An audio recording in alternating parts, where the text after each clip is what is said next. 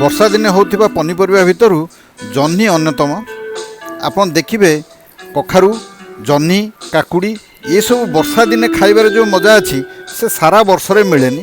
କାରଣ ସାରା ବର୍ଷରେ ବି ଜହ୍ନି ଆଜିକାଲି ମିଳିଲାଣି, କିନ୍ତୁ ବର୍ଷା ଦିନେ ବର୍ଷା ହେଉଥିବ ଆଉ ଜହ୍ନିର ଯଦି ରାଇ ଟିକେ କରାହେଇଥିବ ସେ ଯେମିତି ଲାଗିବ କାହିଁ ପଡ଼ିଛି। ତାହେଲେ ଆସନ୍ତୁ ସେମିତି ଆଜି ଗୋଟେ ଆଇଟମ୍ କରିବା। ଜୟ ଜଗନ୍ନାଥ ସାଙ୍ଗମାନେ, ଓଡ଼ିଆ ଜ୍ୟୋତିର ଆଉ ଗୋଟେ ଏପିସୋଡକୁ ଆପଣ ସମସ୍ତଙ୍କୁ ସ୍ୱାଗତ କରୁଛି। ଆଜି ଆମର ଘରେ ଲଞ୍ଚ ହେଇଛି ଆଜି ଭାତ, ଡାଲି, ତା ସହିତ ଗୋଟେ ହେଇଛି ଏଇଟା ରାଇ ହେଇଛି। ଜହ୍ନି ଥିଲା, ଜହ୍ନି, ସାରୁ, ଆଳୁ, କଖାରୁ, ଟମାଟୋ ଦେଇକି ଟିକେ ରାଇ ହେଇଛି, ସୋରିଷ ବଟା ଦେଇକି ରାଇ ହେଇଛି। ଆଉ ଏଇଟା ମୋର ୟୁଜୁଆଲି କାକୁଡ଼ି ରାଇତା, ଦହି କାକୁଡ଼ି ରାଇତା ଯୋଉଟା ମୁଁ ୟୁଜୁଆଲି ଖାଏ। ଏଇଟା ହଉଛି ମଞ୍ଜା ରାଇ। ଏଇଟା ଗୋଟେ ମଞ୍ଜା ରାଇ କରାହେଇଛି, ସବୁ ସାରୁ ଫାରୁ ପଡ଼ିକି ଗୋଟେ ହେଇଛି ମଞ୍ଜା ରାଇ। ଆଜି ହଉଛି ଏତିକି। ତେଣୁ ଆଜି ନୂଆ ଆଇଟମଟେ ଆଜି ମୁଁ କରିଛି ଜହ୍ନି ରାଇ। କେମିତି କଲି ବଢିଆ, ମୁଁ ତ ଏପର୍ଯ୍ୟନ୍ତ ଖାଇନି, ଖାଇଲେ ତ କହିବି। ଜହ୍ନି ରାଇ କେମିତି କଲେ ଆଗ ଦେଖିଦିଅନ୍ତୁ। ଆଜି ମୁଁ ନେଇଛି ଟମାଟୋ, ଆଳୁ, କଖାରୁ ଖଣ୍ଡେ, ସାରୁ, ଜହ୍ନି, ତା ସହିତ ଆମର ମସଲା ନେଇଛି। ଦେଖନ୍ତୁ ଆମର ପିଆଜ ଅଳ୍ପ ଟିକେ ଦରକାର ନାହିଁ, କିନ୍ତୁ ପିଆଜ ଅଳ୍ପ ଟିକେ ନେଇଯାଇ ଛୁଙ୍କ ପାଇଁ। ଏଇଟା ହେଉଛି ଗୋଲମରିଚ ଗୁଣ୍ଡ, ଏଇଟା ହେଉଛି କାଶ୍ମୀର ଲଙ୍କା ଗୁଣ୍ଡ, ଏଇଟା ଆମର ଲଙ୍କା ଗୁଣ୍ଡ, ହଳଦୀ, କଞ୍ଚା ଲଙ୍କା ଆଉ ପିଆଜ। ତା ସହିତ ବାଟିବା ପାଇଁ ଦେଖନ୍ତୁ ଧଳା ଆଉ କଳା ସୋରିଷ ନେଇଛି, ତା ସହିତ 8 କଲା ନେଇଛି ରସୁଣ। ହଁ, ଆବଶ୍ୟକତା ଅନୁସାରେ ଲୁଣ ବି ଅଛି, ଆଉ କିଛି ବି ଅଛି, ତେଲ ଅଛି, ଇତ୍ୟାଦି ଇତ୍ୟାଦି ମୁଁ ଆପଣଙ୍କୁ କହିବି। ଦେଖନ୍ତୁ ଜହ୍ନି ରାଇ ପାଇଁ ପ୍ରଥମ ଚାଲନ୍ତୁ ଏକ ଜହ୍ନି ଗୁଡ଼ାକ ଏଗୁଡ଼ା ସବୁ ପରିବା ଗୁଡ଼ା କାଟିଦେବା। କାଟିକି ରଖିଦେବା। ତା ସହିତ ଏ ଯେଉଁ ଅଛି ସୋରିଷ, ତାକୁ ବାଟିଦେବା ଟିକେ, ଗ୍ରାଇଣ୍ଡରଟା ଆଜିକାଲି। ଏବେ ତ ସବୁ ପରିବା ଗୁଡ଼ାକ ମୁଁ ଆବଶ୍ୟକତା ଯେତିକି ଯେ ଛୋଟ ଛୋଟ କରି କାଟି ଦେଇଛି, ଯେତିକି ଦରକାର ଯେମିତି ସାଇଜ୍ରେ ଆପଣ କରିପାରିବେ। ଆସନ୍ତୁ, ମୁଁ ବର୍ତ୍ତମାନ ମସଲା ବି ବାଟି ସାରିଲିଣି, ଗ୍ରାଇଣ୍ଡ କରିଦେଲି। ଆଜିକାଲି ଆଉ ଶିଳ ତ ନାହିଁ, ଗ୍ରାଇଣ୍ଡ କରିଦେଲି। ସୋରିଷ ତେଲରେ ଆଜି କରିବା, ତେଣୁ କଡ଼େଇ ତାତିଗଲାଣି ଜୋରରେ।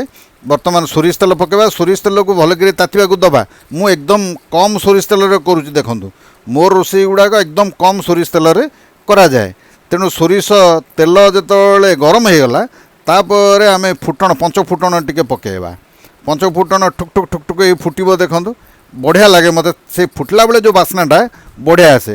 ଫୁଟିଗଲା ପରେ ଦେଖନ୍ତୁ ତା ଦେହରେ ପିଆଜ ଯେଉଁ କାଟିକି ରଖିଛି, ପିଆଜକୁ ପକାଇଦେବା। ମୁଁ ବର୍ତ୍ତମାନ ମିଡ଼ିୟମ୍ ଆଞ୍ଚ ରଖିଛି, ଗ୍ୟାସ୍ରେ ମିଡ଼ିୟମ୍ରେ ରଖିଛି। ବର୍ତ୍ତମାନ ଦେଖିଛି ମୁଁ ଏ ପିଆଜ ଗୁଡ଼ାକ ଟିକେ ଟିକେ ନାଲି ହେଇ ଆସିଲାଣି। ଦେଖନ୍ତୁ ନାଲି ହେଇ ଆସିଲାଣି।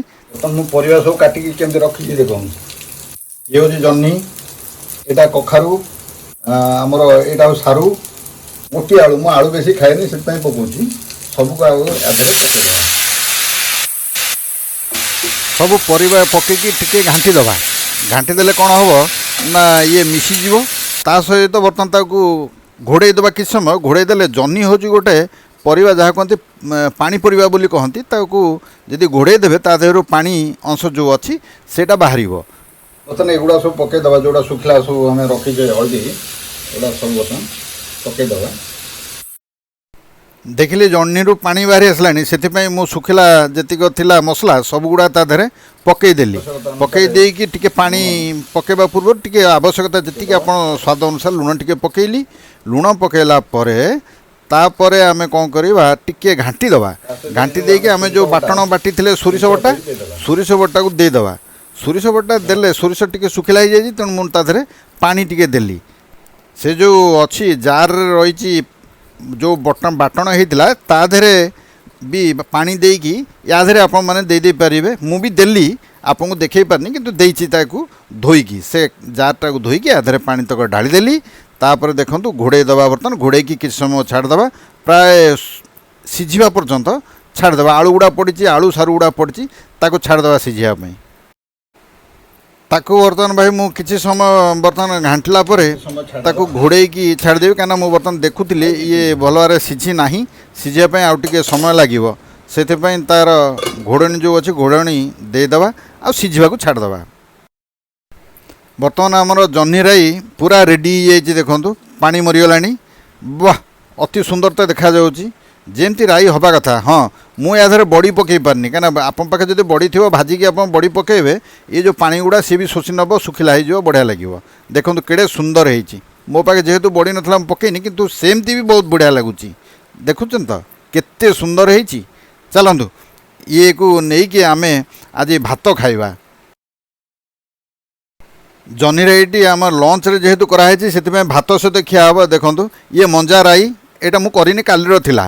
ବାକି ମୋର କାକୁଡ଼ି ଦହି ଯେଉଁ ରାଇତା କରେ ସେଇଟା, ତା ସହିତ ଆଜିର ଜହ୍ନି ରାଇ, ଡାଲି, ଇଏ ଆଜିର ହେଉଛି ଖାଇବା। ଗୁଆ ଘିଅ ଟିକେ ତା ଦେହରେ ପଡ଼ିଛି।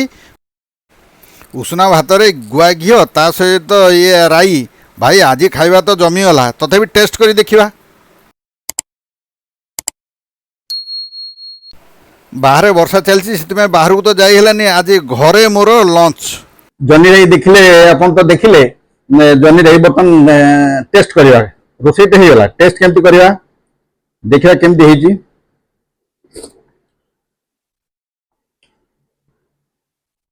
वाह बढ़िया जी।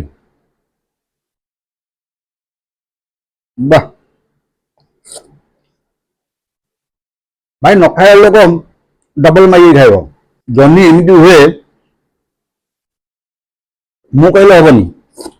आपण मैंने घरे करंतु, घरे करी टेस्ट करंतु। यदि भल लागिला ताले मोर वीडियो टिके लाइक शेयर आउ